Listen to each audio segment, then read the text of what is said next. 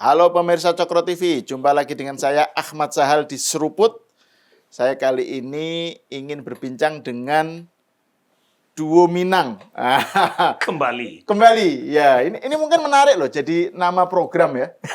Duo Datuk atau duo Minang gitu. Iya. Ini menarik karena. Tapi andanya gimana? Lah, enggak program terpisah, Bang. Oh gitu ya. Jadi harus sendiri tuh, meskipun itu kesannya kayak terlalu segmented ya. Ya. Tapi menarik bahwa kenapa ini menarik karena Bang Darmizal dan Bang Ade Armando ini adalah tokoh Minang berlatar belakang dari Minang yang mendukung Pak Jokowi dan mendukung Prabowo. Mendukung keberlanjutan. Satu dari UI, satu dari Gajah Mada. Dari Gajah Mada pula ya kan. Jadi itu paket yang menarik gitu loh. Siap. Gimana Bang Darmizal kabarnya? Kabar baik dan sehat selalu. Ini kalau harus sehat. Ya, kalau Bang Ade sih selalu sehat. Amin. Gitu. Ada yang gembira dan berbahagia. Dan justru kesehatan Bang Ade itu saya curiga itu justru diperkuat dengan rangkaian serangan yang tak henti-henti. Bang Ade itu hidupnya itu penuh dengan serangan. Sepanjang hidupnya. Dan orang yang paling banyak diserang itu orang yang punya pengalaman paling banyak dan ketahanan yang paling banyak pula. Betul. Dan kaitannya dengan Minang, soal serangan Bang Ade. Jadi ada cerita Bang Ade dulu udah lama gitu, waktu aktif di JIL kalau nggak salah ya Bang ya. Pokoknya temanya tuh masih soal Islam lah ya. Iya. Jadi kan dia diserang Bang di Facebook. Kan dia sudah di-delete dari orang Minang. Kan? Jadi ada yang menyerang Bang Ade dengan bahasa Minang, maki-maki gitu. Bang Ade nggak nanggapi. Ternyata Bang Ade nggak bisa bahasa Minang. Yang nanggapi aku. Nggak paham saya ini ngomong apa orang ini. Oke, kali ini kita akan membicarakan dua isu utama yang menarik dan relevan saat ini. Apalagi kalau bukan tentang Pak Prabowo dan Pak Jokowi. Gitu ya. Jadi Pak Prabowo itu kita tahu ada program-program beliau kan soal MBG, koperasi, dan lain-lain itu kan populis lah ya. Pak Prabowo itu program-programnya populis. Tetapi ada masalah dengan soal bagaimana persepsi publik di bawah lah terutama tentang program-program Pak Prabowo itu sendiri. Salah satunya karena faktor komunikasi. Misalnya contoh soal pernyataannya yang rame. Orang desa nggak butuh dolar, gitu misalnya. Atau bahwa orang desa, orang bawah itu mimpinya bukan untuk jadi kaya raya, gitu misalnya kan. Itu kan ada problem dengan soal komunikasi lah ya. Tidak memiliki empati. Iya, kesan dipersepsikan seperti itu. Padahal programnya kerakyatan. Nah, Bang Darmizal sebagai Ketua Umum Rejo for Pak Prabowo Gibran, relawan Jokowi for Prabowo Gibran, kemarin ada merilis pernyataan di media bahwa mendukung program kerakyatan Pak Prabowo, gitu kan. Nah, itu menarik. Ini satu hal soal Pak programnya kerakyatan, tapi ada masalah dengan soal komunikasi ke rakyat, ya, komunikasi ke rakyat. Karena kan Pak Prabowo background-nya kan elit memang gitu. Nah, Bang Ade di sisi lain di LAA beberapa waktu lalu bicara mengenai Pak Jokowi, rencana Pak Jokowi yang mau turun gunung. Apalah semacam belusukan nasional gitu kan. Dan itu memang atas karena kan Pak Jokowi memenuhi undangan dari berbagai daerah gitulah. Nah, menurut Bang Ade turun gunungnya Pak Jokowi itu lebih baik, saran Bang Ade itu tidak diarahkan untuk kepentingan yang eksklusif, misalnya demi partai, maksudnya PSI atau Projo atau relawan tapi demi yang besar, yaitu mendukung keberlanjutan, gitu ya, mendukung Prabowo Gibran, gitu. Dan Pak Jokowi kita tahu dalam soal komunikasi ke rakyat bawah itu ya inilah solid lah ya, sing pilih tanding istilahnya tuh ya. Tak ada tandingannya lah gitu. Karena Pak Jokowi background-nya dari sana. Itu yang membedakan. Pak Prabowo background-nya elit. Pak Jokowi latar belakangnya rakyat gitu loh. Jadi dia tahu bagaimana menyampaikan sesuatu kepada rakyat bawah karena itu Setuju. Jokowi adalah kita. Kan itu kan Iya. dulu tagline-nya kan gitu. Iya. Jadi ini saya ingin menyambungkan dua hal itu. Gitu. Soal program kerakyatan Pak Prabowo, tapi ada soal komunikasi ke rakyat bawah. Dan niat Pak Jokowi untuk turun gunung yang tujuannya menurut Bang Ade idealnya itu untuk mendukung keberlanjutan dan itu dikomunikasikan ke rakyat bawah. Gitu. Nah, saya pengen dari Bang Ade dulu deh. Soal Pak Jokowi dulu. Pak Jokowi, apa pertanyaannya jadi? Enggak usah pertanyaan. Oh, Pokoknya iya. Komentar aja. iya. Komentar aja. Iya. Saya mau melanjutkan saja apa yang tadi Anda katakan ya. Saya orang komunikasi, saya belajar komunikasi dan saya merasa bahwa tidak ada yang lebih baik dari Pak Jokowi dalam hal berkomunikasi dengan rakyat. Dan Anda memberikan sebuah faktor yang bisa sangat menjelaskan tentang kenapa dia menjadi sangat leluasa ya berkomunikasi dengan rakyat adalah karena ya dia memang datang dari sana.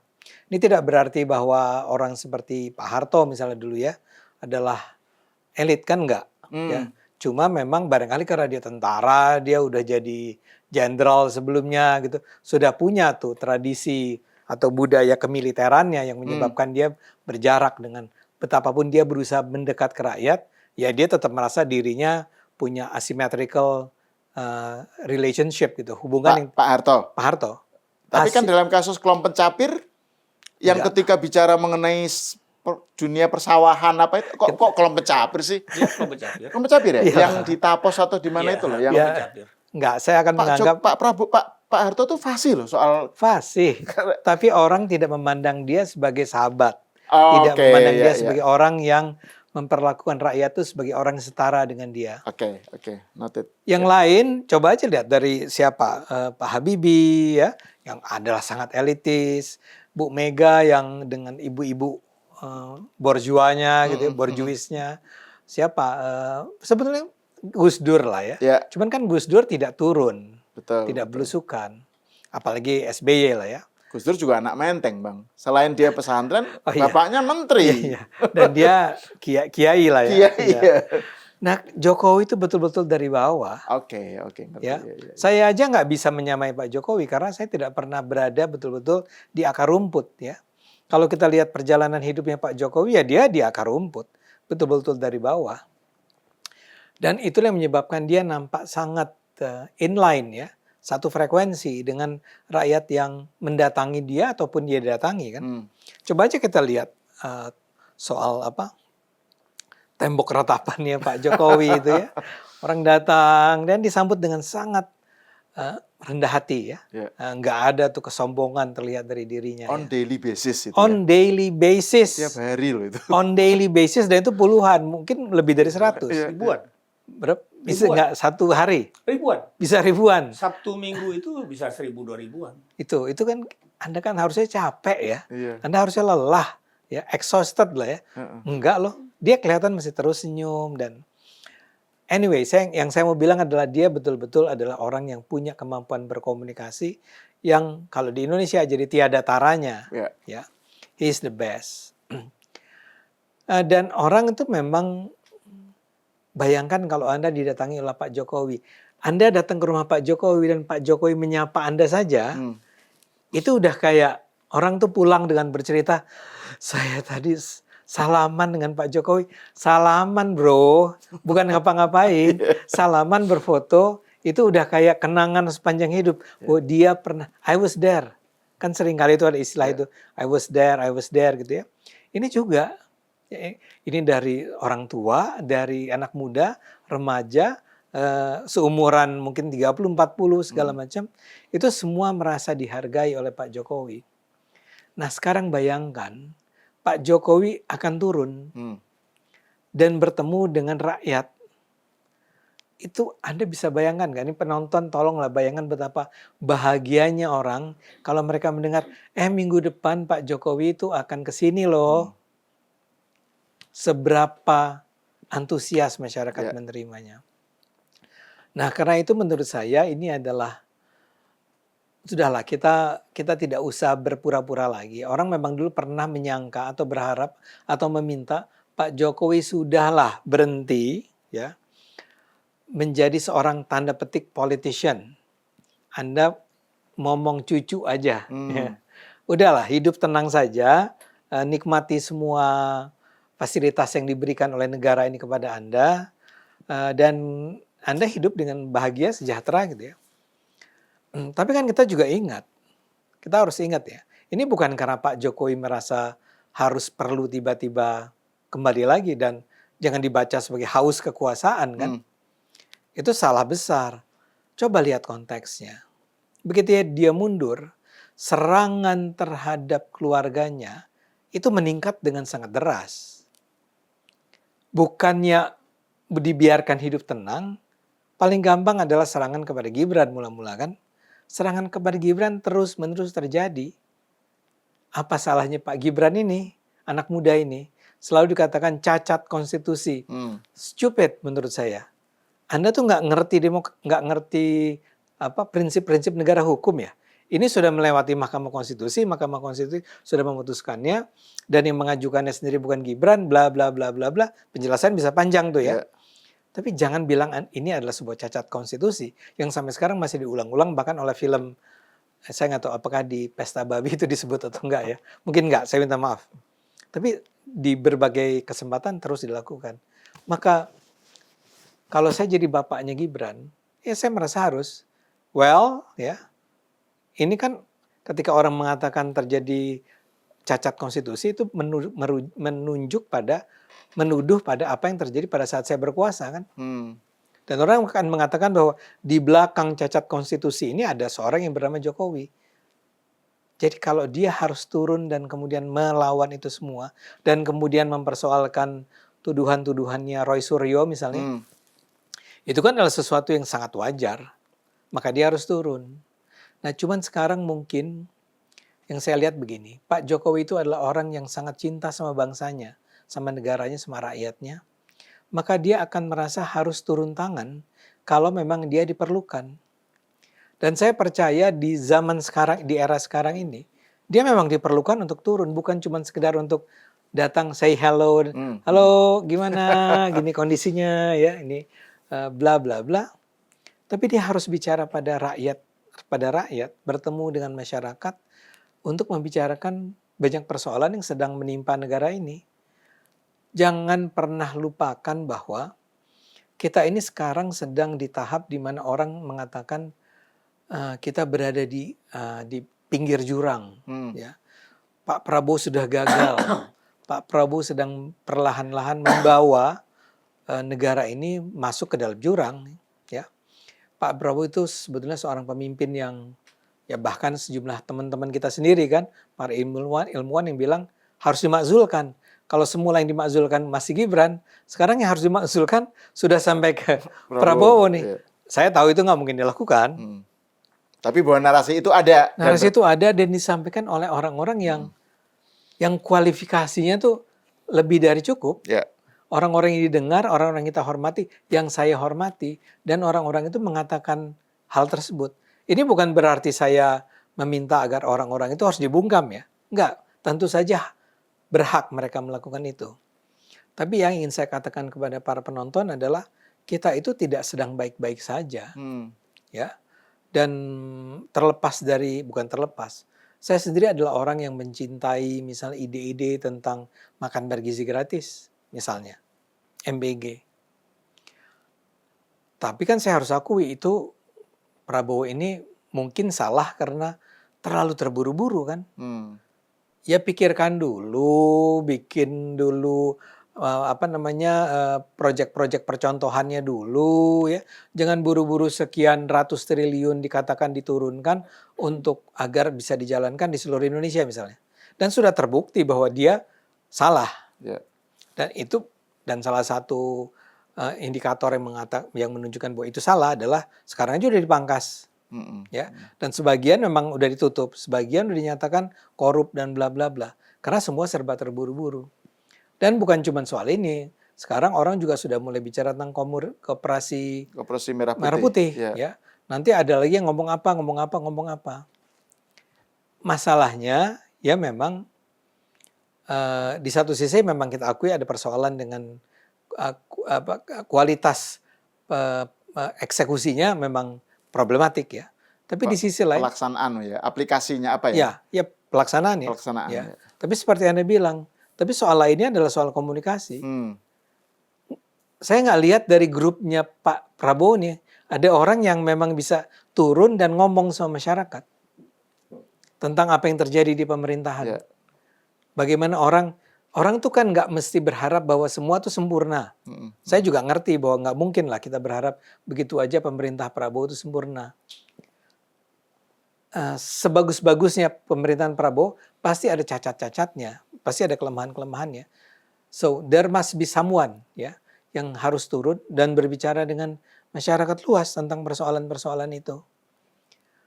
Karena itulah saya tekankan Pak Jokowi itu pas sekali kalau turun di sekarang ini, karena kebetulan dia sudah sembuh kan? Ya. 99% katanya sudah sembuh. 99,99%. Ini udah gaya fit banget ini. Ini gaya Roy Suryo, saya kurang suka. Gak usah begitulah ya. 95 lah ya. Berapa persen lah. Dia udah siap untuk turun.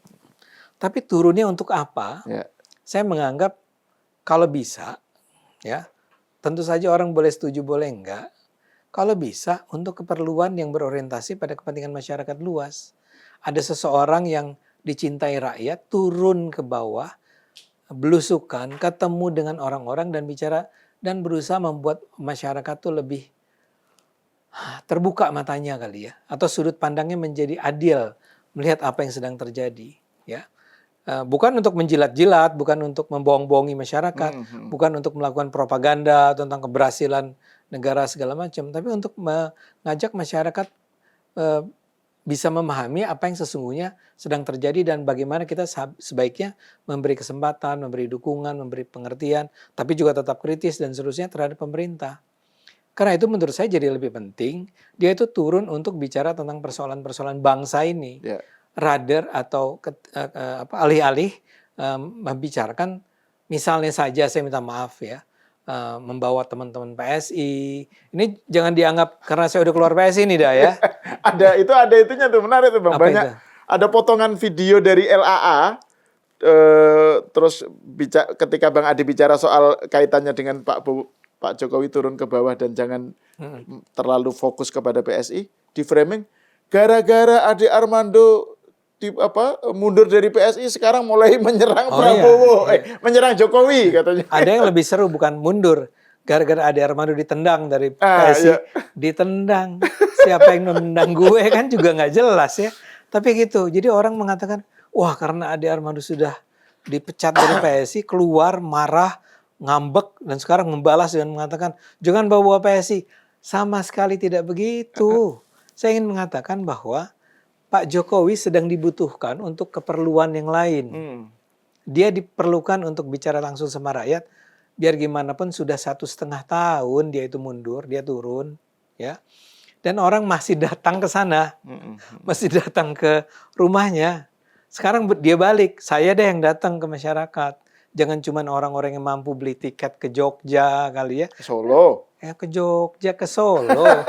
Kok saya ingatnya Jogja ya? Ke Solo untuk ketemu dengan Pak Jokowi. Dia lah yang datang. Ya. Tapi untuk kepentingan siapa? Kepentingan rakyat semua, rakyat masyarakat luas. Menurut saya agak terganggu tuh kalau misalnya saja, ini bayangan saya aja nih ya, Pak Jokowi datang dengan rombongan PSI-nya dan membawa yang menggunakan seragam PSI, ya. Mungkin ada bendera-bendera PSI, yang nggak usah gitu dulu lah, ya. Itu nanti kalau Pak Jokowi sudah jelas ada di PSI. Kalau sekarang ya udah bicara tentang apa yang Anda katakan tadi.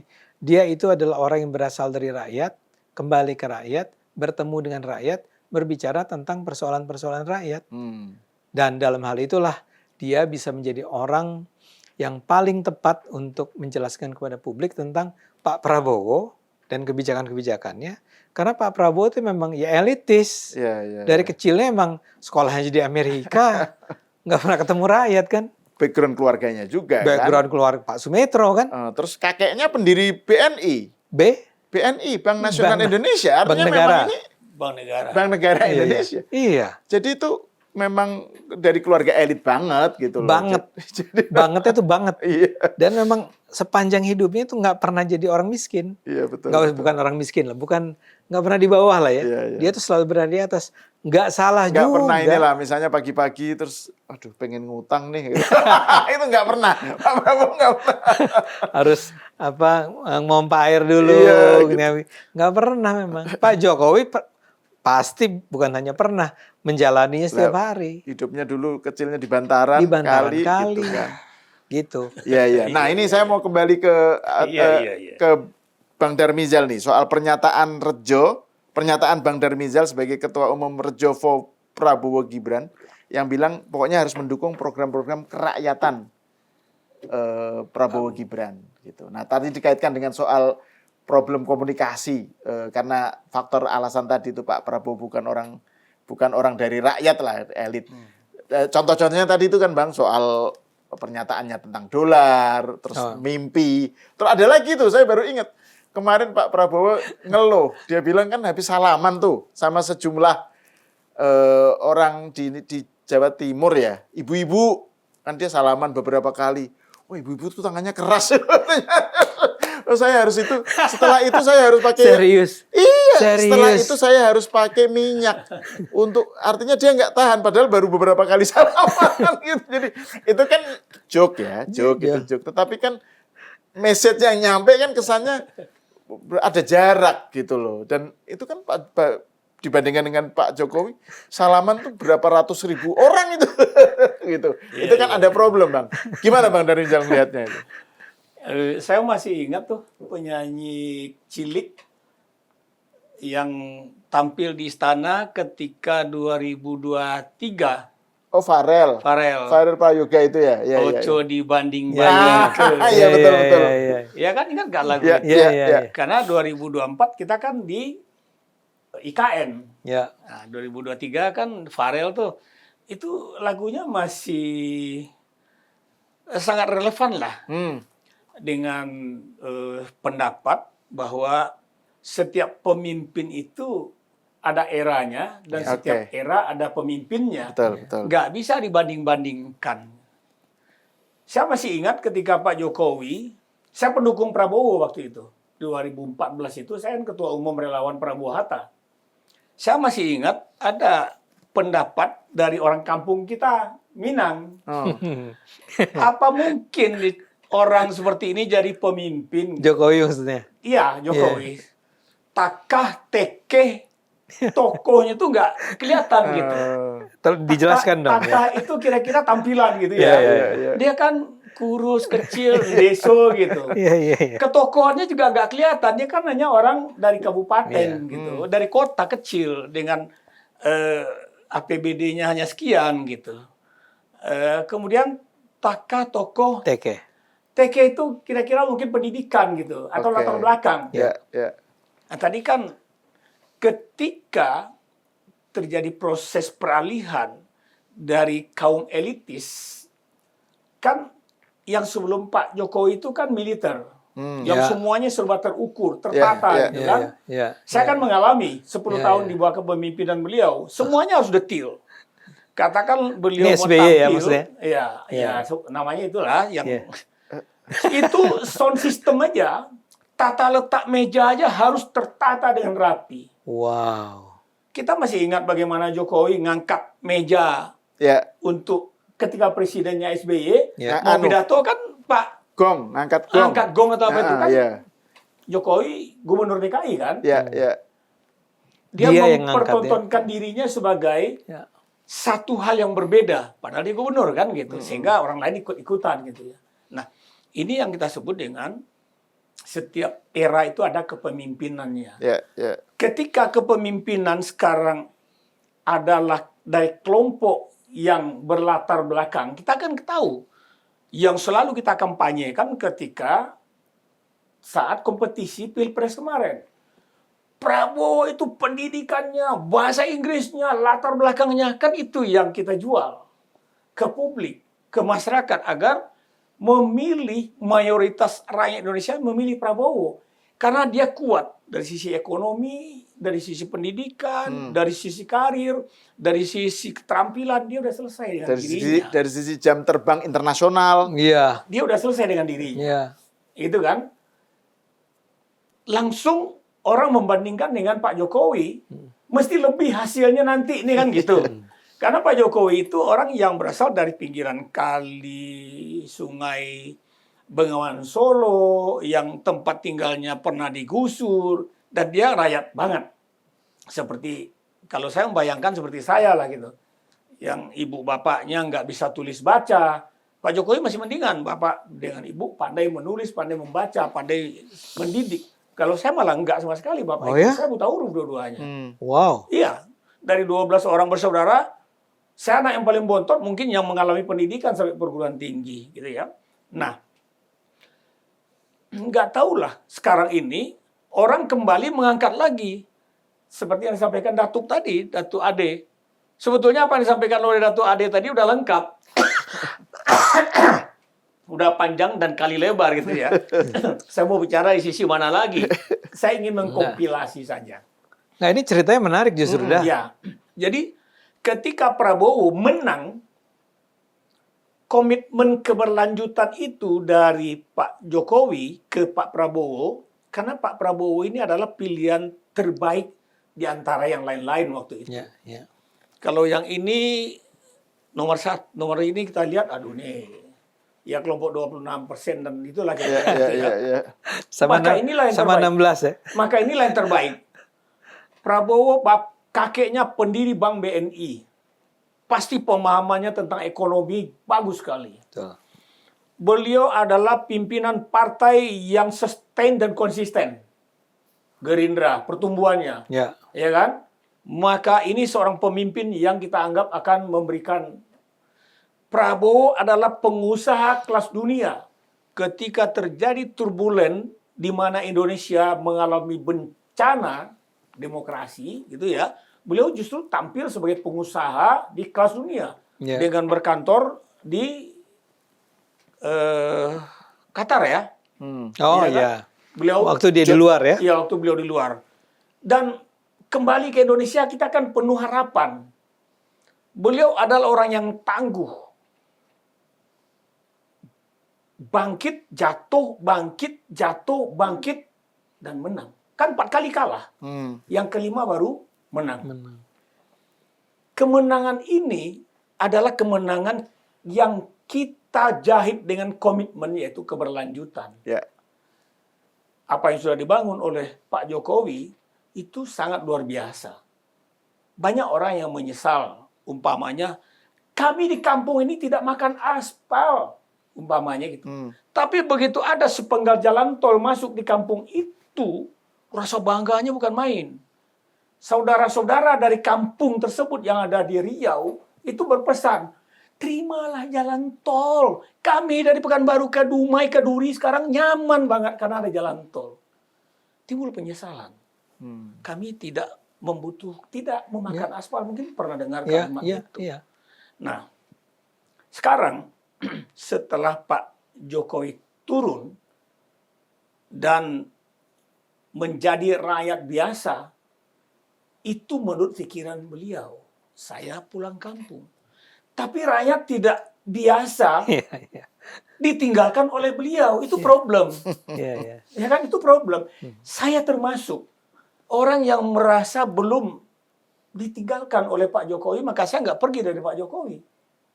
Apapun namanya Rejo, relawan Jokowi untuk Prabowo Gibran.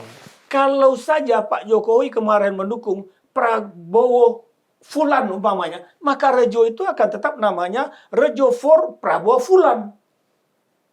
Karena Pak Prabowo berkali-kali meminta ke Pak Jokowi agar saya didampingi oleh Mas Gibran, tentu dengan berbagai narasi penjelasan dan proposal. Proposal yang paling kuat itu adalah usia. Usia saya tidak lagi muda. Maka saya ingin menjadi jembatan bagi anak-anak muda untuk menghantarkan Indonesia Maju 2045 itu, 2045. Indonesia Emas. Ya. Kan itu sebetulnya yang merajut bukan soal konstitusi yang sudah selesai, tapi soal visi Iya. Indonesia menjadi setidak-tidaknya 4 negara terkuat di dunia. Dalam skala ekonomi, dalam skala komunikasi, dalam skala mungkin militer juga termasuk ya. Kalau negara ekonominya tumbuh, militernya lemah juga sulit untuk dipertahankan. Gampang diganggu orang, takut-takuti dengan satu drone aja dia udah rontok umpamanya. Walaupun dia kuat secara ekonomi, maka dia harus kuat juga secara militer. Gitu. Nah sekarang yang disampaikan oleh Datu Adik tadi, Jokowi ingin menyapa dan menemui masyarakat Indonesia untuk membalas kunjungan masyarakat yang selama ini datang ke beliau. Ya. Sebetulnya masyarakat itu sangat ingin sekali didatangi oleh Pak Jokowi dan mengundang Pak Jokowi. Nah, hari ini Pak Jokowi menjawab, saya akan memenuhi undangan Bapak Ibu untuk hadir di kampung Bapak Ibu. Jadi bukan ansih keinginan Pak Jokowi untuk belusukan sebagai seorang mantan presiden, sebagai seorang presiden ke-7, karena beliau bukan lagi presiden. Beliau adalah rakyat biasa yang dikunjungi tidak pernah henti oleh masyarakat yang dulu menjadi rakyat beliau. Sekarang beliau membalas kunjungan itu. Dalam rangka apa? Pasti dalam rangka komitmen keberlanjutan tadi itu supaya terbangun satu pemahaman yang utuh di tengah masyarakat tentang apa yang dibangun, apa yang dijalankan, dan apa yang difikirkan oleh kepemimpinan nasional Prabowo Gibran. Saya meyakini itu, dan itu komunikasi yang kami lakukan dengan beliau, memenuhi undangan saudara-saudara kita untuk didatangi di kampung halaman mereka masing-masing. Kita termasuk, saya udah hubungi kawan-kawan Sumatera Barat, kirim segera undangan permintaan Pak Jokowi untuk berkunjung ke Sumatera Barat pada acara-acara tertentu yang bisa bertemu dengan masyarakat dalam jumlah yang lebih banyak. Supaya masyarakat bisa disapa dan disentuh oleh Pak Jokowi. Pak Jokowi ini adalah presiden pertama Indonesia yang datang pada periode pertama beliau secara berturut-turut 7 kali ke Sumatera Barat. Padahal beliau kalah di Sumatera Barat. Saya baru mau tanya tuh, sekarang memang udah ada orang Sumatera Barat yang mau dikunjungi oleh Pak Jokowi. Ini yang kita ingin sampaikan, bahwa Pak Jokowi itu tidak membedakan masyarakat Minang yang tidak memilih beliau, masyarakat Aceh yang dulu juga kurang memilih beliau, masyarakat NTB yang juga kurang memilih beliau.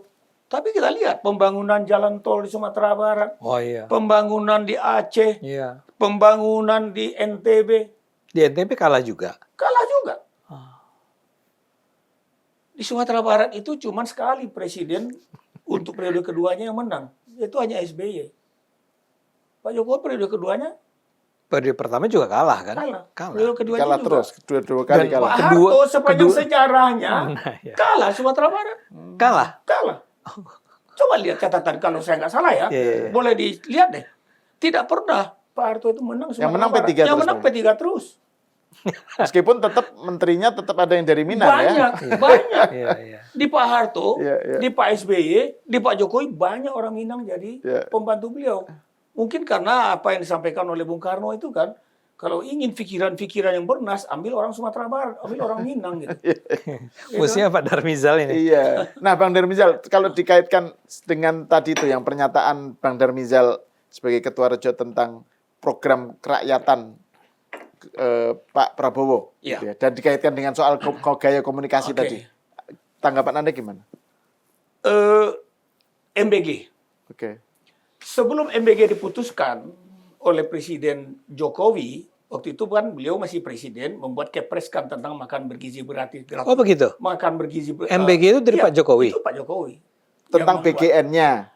Tentang MBG dengan BGN sebagai pelaksananya, Badan Gizi Nasional. Itu inisiatif pertama datang dari Pak Jokowi. Jadi setelah presiden itu di era Pak Jokowi dibuat.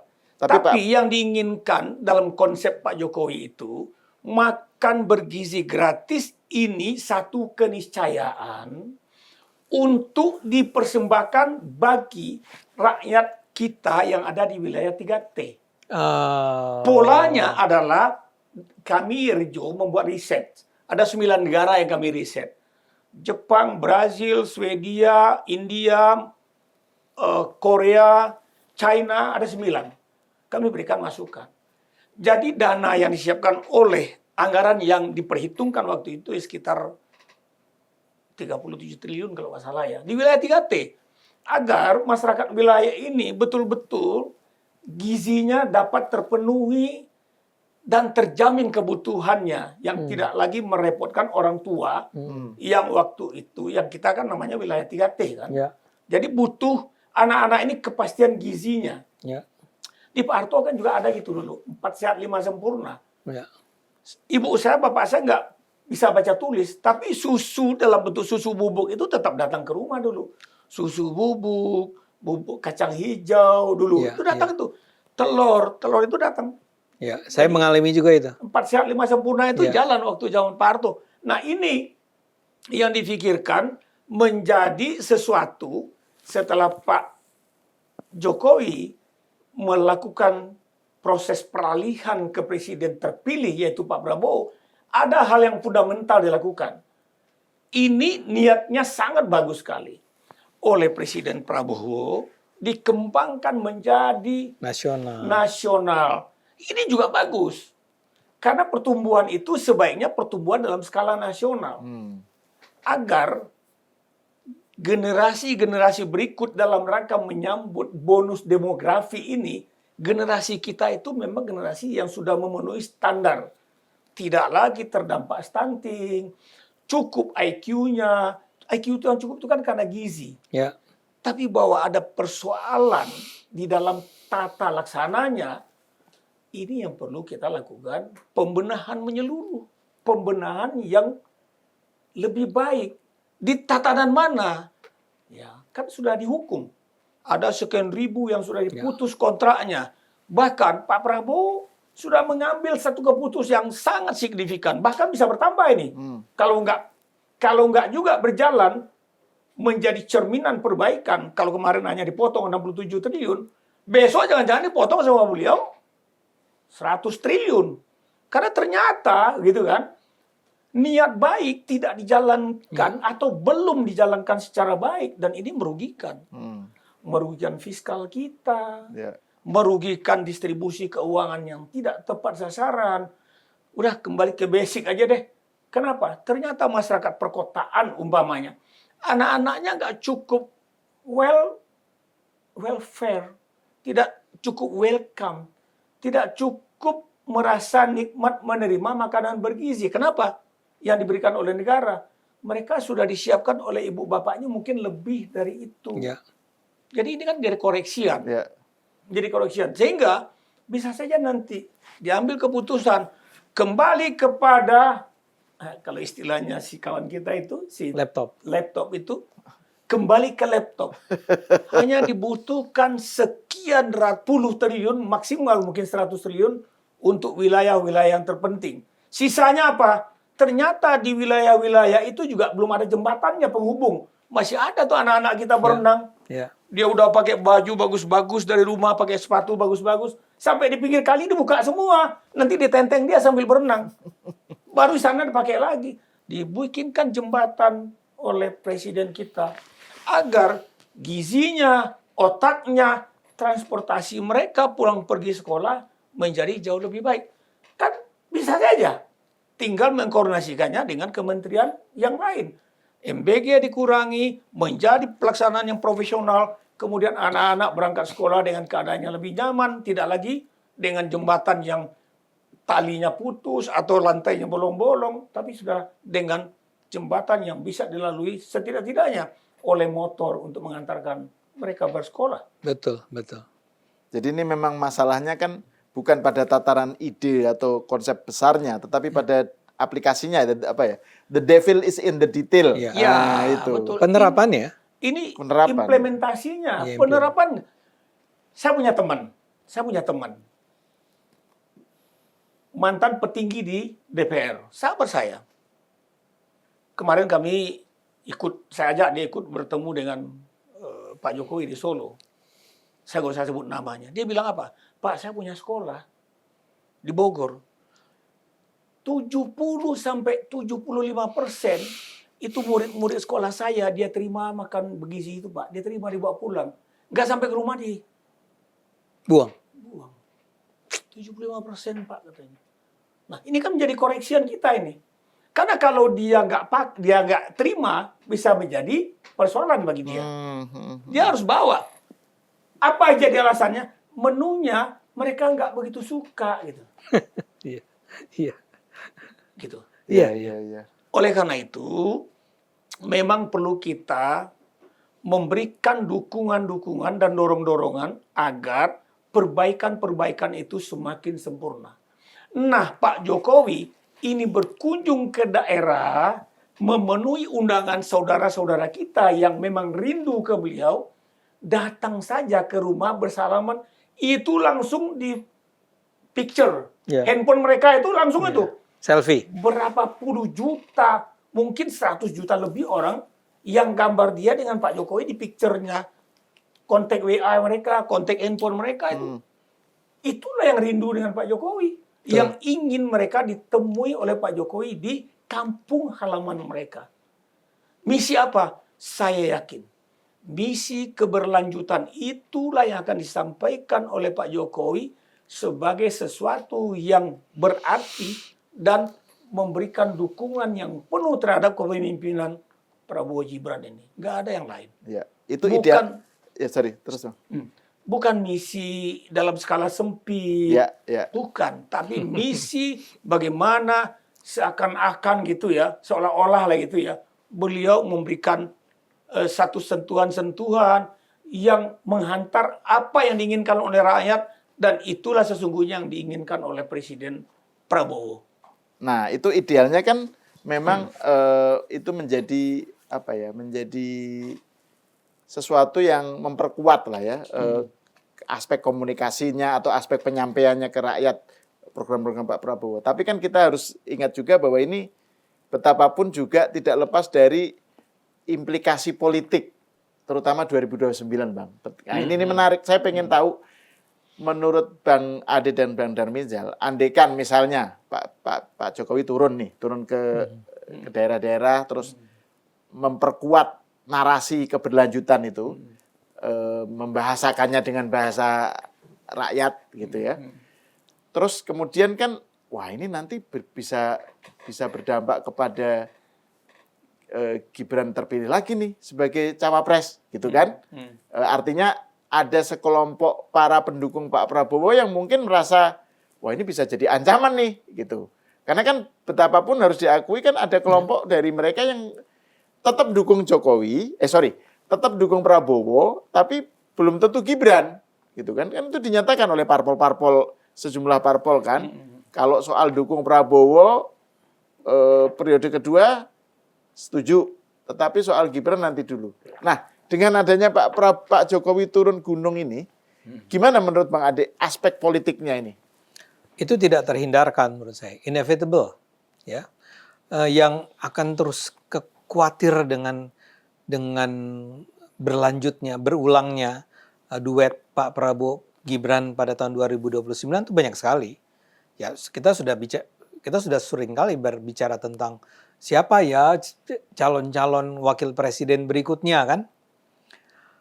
Dan itu tidak terhindarkan karena memang posisi sebagai paling tidak wakil presiden itu sendiri, wakil presiden itu saja itu sudah menjadi sebuah posisi yang diharapkan membawa keberuntungan, kesejahteraan bagi banyak orang kan.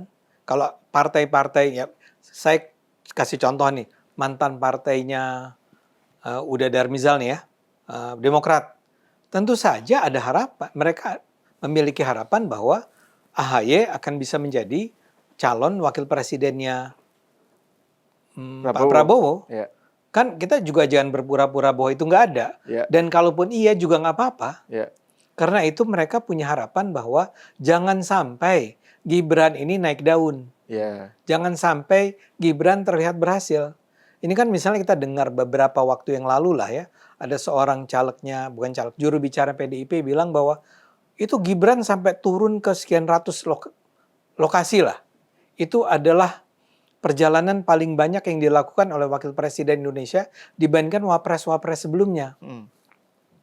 Jadi ada kekhawatiran, kecemburuan, kekhawatiran ya bahwa wah kalau ini terus dipertahankan, duet ini terus-menerus dilihat sebagai duet yang prima gitu ya. Ini akan terus berlanjut 2029, 2034. Dan kemudian orang akan menambahkan lagi cerita kalau begitu barangkali 2034 yang akan jadi presiden adalah Gibran. Jadi orang membayangkan betapa lamanya nih era Pak Jokowi ini. Tanpa memperhatikan itu berdampak baik nggak buat masyarakat luas. Kan yang buat mereka politik itu adalah perebutan kekuasaan. Yang siapa namanya? Saya lupa nama orang ini. Yang bilang bahwa who gets what when how. Siapa? Laswell ya? I don't know. Lupa saya. Pokoknya itu rumus prinsip dasar dalam politik gitulah ya. Begitu kita masuk FISIP tuh ya. Pengantar ilmu politik, kuliah pertamanya adalah apakah politik? Who gets what, when, how. Siapa mendapatkan apa, when, kapan, dengan cara apa. Kan sederhana sekali. Sementara kita berpikir tentang bagaimana caranya agar siapapun yang kita pilih menjadi presiden, wakil presiden, calon legislatif adalah orang-orang yang berpikir tentang kepentingan masyarakat luas. Kalau ini boleh saya tambahkan sedikit? Boleh. Boleh saya potong sedikit ya? Iya dong. Tadi kita menyampaikan bahwa ini adalah pasangan di mana Pak Prabowo menyatakan saya usia, latar belakang itu ingin menghantarkan anak-anak muda ini menjadi pemimpin menuju Indonesia emas. Sekarang faktanya, statistik coba lihat. Tadi disampaikan oleh Dato' Ade, tidak ada wakil presiden yang seperti Gibran aktifnya menyentuh masyarakat. Betul. Oke. Coba lihat statistik lain lagi. Tidak ada presiden yang begitu aktif berkunjung ke luar negeri selain Prabowo. Artinya apa ini? Begini. Di tengah turbulensi dunia ini yang sedang tidak baik-baik saja, memang dibutuhkan seorang presiden untuk aktif menemui seluruh sahabat-sahabatnya, pemimpin negara manapun di dunia, agar kerjasama dengan kita itu tetap terjaga dengan baik. Itu pasti. Dan mereka memahami bahwa situasi negara kita ini sedang baik. Di tempat lain sedang tidak baik-baik saja. Untuk itu, kita akan lihat statistik tadi. Setiap presiden pulang dari kunjungannya Jepang, berapa ratus triliun kemarin dibuat satu komitmen. Ke Eropa, berapa banyak beliau membuat satu komitmen investasi datang Indonesia. Dan ini peluang di tengah penggencetan di negara-negara lain, Indonesia justru sedang membuka diri untuk berinvestasi. Kalau kita tidak membuka diri, maka orang-orang yang dalam keadaan bermasalah negaranya ini, dia akan pindah ke tempat lain. Kita jemput itu. Dan itu hebatnya komunikasi kita. Gibran sebagai wakil presiden justru mengisi ruang yang lain. Di dalam menemui rakyat dari hari ke hari untuk menyentuh kulit rakyat bahwa kita dalam keadaan yang baik-baik saja. Presiden kita ke sana mencari berbagai investor, menemui teman-teman beliau di Rusia. Berapa banyak komitmen didapatkan di Rusia untuk segera datang ke Indonesia berinvestasi. Inilah yang kita sebut dengan satu duit tunggal. Bukan, kalau dulu kan istilah duit tunggal itu Soekarno-Hatta atau sipil militer. Ini duit tunggal antara senior dan junior dalam membangun satu bingkai Indonesia menuju Indonesia emas itu. Jadi ada yang membawa dan ada yang dibawa. Jangan kita sampai sesat pikir. Nah, ini orang-orang kan banyak sesat pikir sekarang. Ini presidennya keliling saja. Dia nggak tahu kalau kita dalam keadaan. Justru kalau nggak keliling, kalau hanya duduk-duduk di belakang meja, siapa yang mau datang ke kita untuk berinvestasi? Luar Siapa biasa. yang mau mengatakan kepada negara-negara lain bahwa kami baik-baik saja, bahwa negara kami semuanya tersedia. Jika surga itu ada di dunia, maka Indonesia adalah surganya dunia. Kan ini yang mau kita sampaikan. Luar biasa. Iya, iya. Gibran melakukan hal yang lain. Kalau ada orang yang melihat dari sisi yang berbeda, itu biasa saja. Orang yang pembenci itu sebaik-baik apapun kita lakukan, semakin banyak yang kita buat, bahkan untuk dirinya, semakin gak suka dia. Iya, iya, iya. Ini terus terang saya sampaikan ke penonton juga. Saya tidak pernah melihat apa yang tadi dikatakan oleh Uda tentang kenapa Pak Prabowo harus keluar itu, harus ketemu dengan name it lah, siapalah orangnya, sampai ke Donald Trump aja dia ketemuin kan. Ya. Itu adalah dalam sudut pandang seperti yang Anda sampaikan tadi. Memang itu diperlukan dalam kondisi geopolitik sekarang ini. Anyway, saya sekarang merasa bahwa ya semakin kuatlah alasan bagi kita untuk percaya bahwa kombinasi Pak Prabowo dan Gibran ini sebagai sebuah kombinasi yang memang bisa membawa Indonesia ke arah kejayaan yang 2034 yang tadi kita bicarakan. Tapi 2045 ya. Tapi kan memang tidak bisa dihindari. Ada banyak sekali orang yang memang tidak nyaman. Dan alasannya adalah lebih karena pakai bahasa anak sekarang nggak kebagian aja. Dan dia bayangkan kalau sampai 2034 masih ada Gibran juga. Dan ketika itu Pak Prabowo udah semakin kuat. Ini kan kesalahan-kesalahan yang sekarang terjadi itu lebih karena kelihatannya Pak Prabowo pengen buru-buru nih. Yang tadi makanan bergizi gratis. Saya baru tahu, semula itu hanya untuk 3T kan. Terluar, tertinggal dan daerah-daerah luar sana. Terluar, tertinggal, dan termiskin. Termiskin ya bahkan ya. Tapi kemudian secara sangat berani Pak Prabowo memperluasnya menjadi skala nasional. Kelemahannya adalah sebetulnya dia tidak punya tim yang sungguh-sungguh untuk mempersiapkan sebuah transformasi yang sedemikian luas untuk bisa dijalankan hanya dalam beberapa bulan sejak pemerintahan Prabowo dimulai kan. Tadi yang saya katakan mesti kan pelan-pelan. Nah mudah-mudahan nih sekarang Pak Prabowo belajar ya bahwa memang semua tuh jangan dipaksakan. Koperasi Merah Putih juga pasti bagus lah idenya. Tapi kalau sekarang tiba-tiba ada pernyataan ini Alfamart dan Indomart harus ditutup nih supaya tidak menjadi pesaingnya Koperasi Merah Putih. Itu kan bikin marah lah ya. Dan juga salah. Dan itu salah. Kan salah dari segi prinsip apapun salah itu. Nah jadi maksud saya adalah gini. Sebetulnya tidak buru-buru. Tidak buru-buru. Yang mana nih? Untuk melakukan skala nasional atau skala lebih luas MBG ini. Oh, Anda bicara MBG Pikiran nih. Presiden itu ingin pemerataan lebih cepat, dini gitu. Iya, lebih dini. Gini, kalau semua serba lambat, maka hasilnya juga tidak memadai. Contoh, dulu orang berpikir ini Jokowi bangun jalan tol, semua dibangun gitu kan. Karena dibandingkan dengan sebelum Pak Jokowi, itu berapa kilometer sih jalan tol dibangun gitu. Pak Jokowi kan bangun ribuan kilometer. Yang sebelumnya bangun 200 atau berapa ratus kilometer gitu. Kalau dibanding begitu, memang sulit kita. Orang akan mengatakan, Jokowi ini buru-buru banget sih, bangun semua uang habis, utang untuk infrastruktur. Sekarang baru dirasakan. Ini hanya soal perbedaan dalam implementasi pikiran-pikiran besar Presiden. Nah, implementatornya ini yang harus dibenahi. Saya setuju. Saya ingin katakan itu. Ya, Anda kalau mau cepat tapi punya tim yang kuat, masih nggak apa-apa. Ini kan timnya ketika itu juga baru dibikin. Ini kita bicara tentang skala Indonesia yang sebegitu luas dan besar banget loh. Betul. Ini orang yang tadi Anda katakan kan, orang ini sebetulnya selalu di atas, sangat elit. Pak Prabowo maksud saya. Dan dia merasa kalau saya sudah perintahkan, seharusnya semua dijalankan dengan benar. Dia tidak membayangkan bahwa di bawah sana, ya memang ada banyak malingnya. Indonesia tuh malingnya banyak. Ya. Sehingga ini tidak berjalan sebagaimana mestinya. Iya kan? Saya ingin mengatakan begitu. Ya.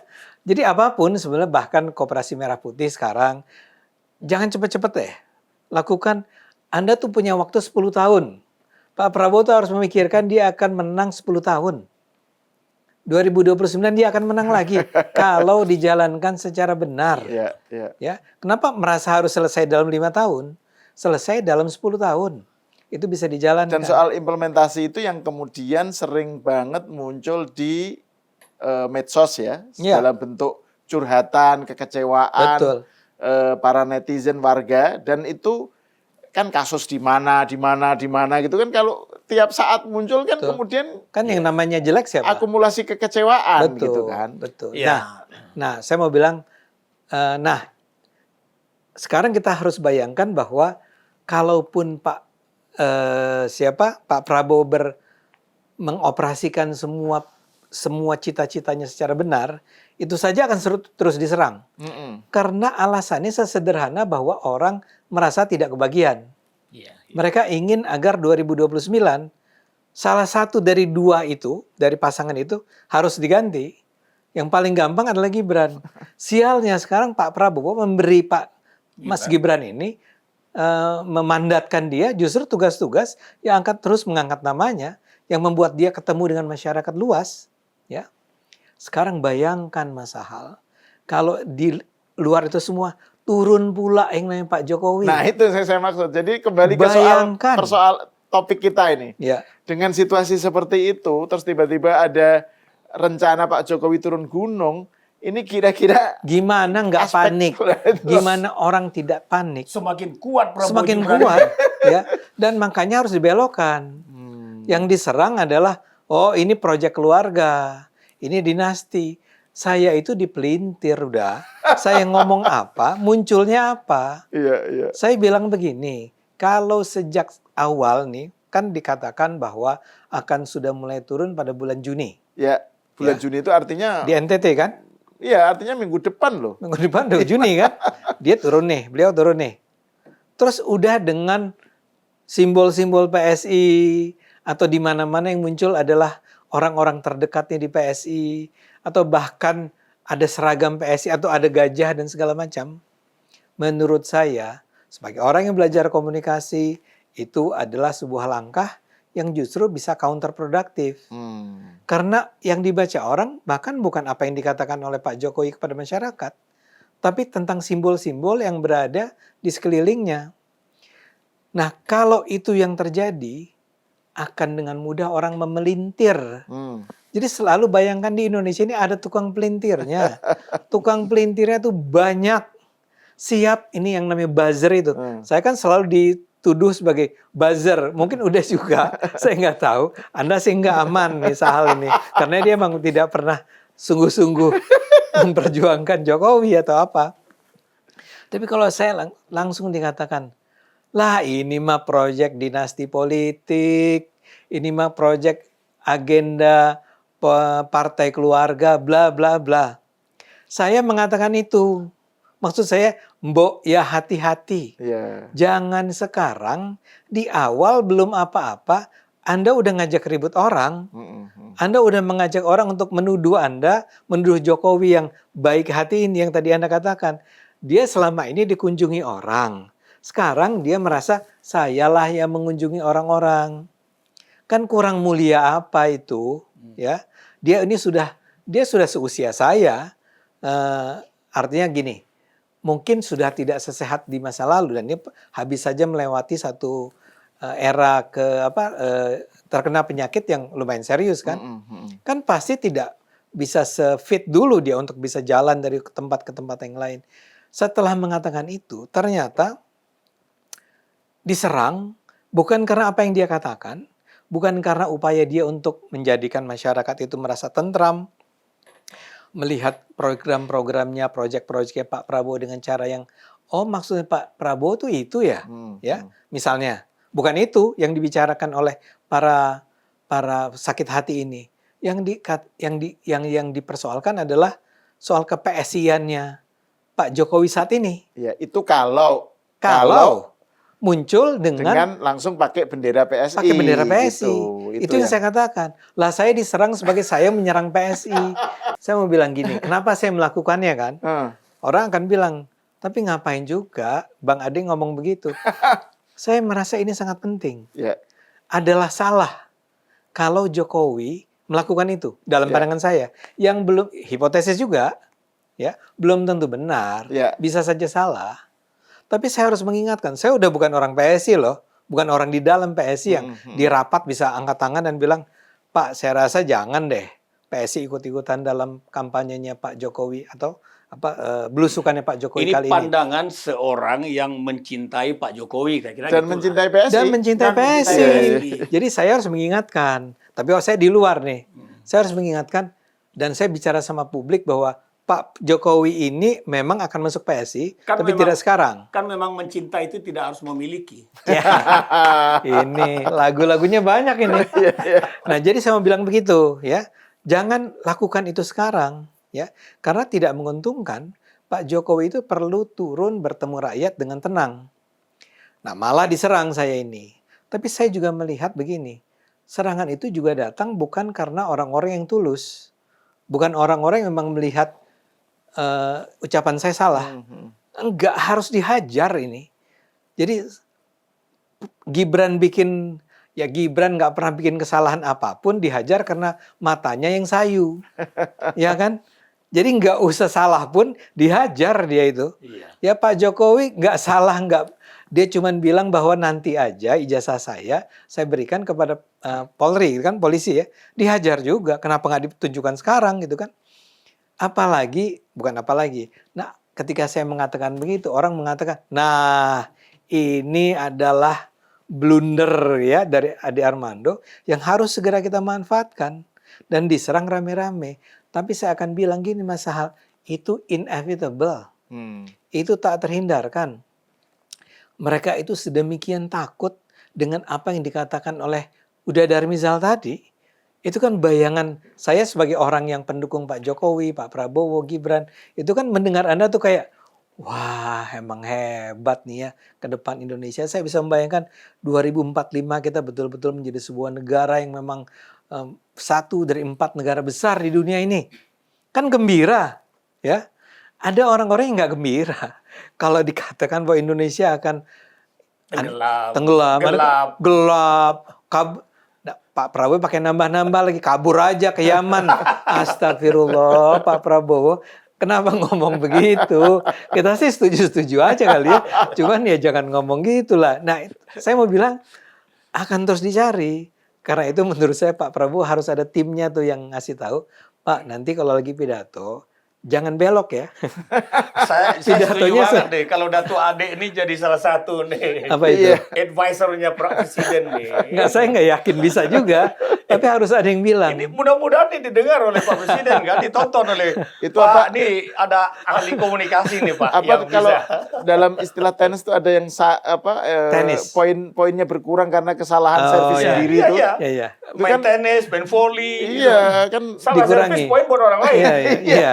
Salah smash poin buat orang lain. Jadi ini juga salah ngomong ini. Iya, yang kadang-kadang hanya untuk diniatkan guyon gitu kan. Tapi kembali ke ini tadi adalah menurut saya inti yang terpenting adalah Pak Jokowi turun pertama dengan niat baik, dengan tujuan baik.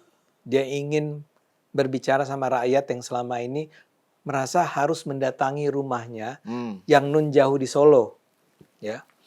Dia mulai dari NTT, bayangkan loh. Kalau itu betul dimulai dari NTT, itu kan luar biasa. Tapi ini seperti biasa di Indonesia, apapun dipolitisasi. Ya. Dan bahkan saya sedih sekali kalau sampai, sorry ya, udah antara PSI dengan pendukung Jokowi, relawan Jokowi, itu akibatnya ada ketegangan di antara keduanya. Ya. Mungkin udah yang itu maksudnya yang projo, pernyataan projo bahwa bukan pernyataan projo, sebetulnya kan dimulai karena ada kalau projo kan cuma menyatakan bahwa akan turun gitu ya bulan Juni gitu ya. Tapi kemudian responsnya kalau PSI saya lihat berlakunya hukum kausalitas, hukum aksi reaksi sebetulnya. Agar hukum itu tidak jatuh ke kita, maka perlu alignment. Kita perlu berakselerasi. Betul. Akselerasi itulah yang penting. Penting. Alignment itu persekutuan. Iya. Persekutuan antara pendukung dia relawan Jokowi, kan non partai ini. Dan sebagian mungkin memang pendukung partai lain gitu ya.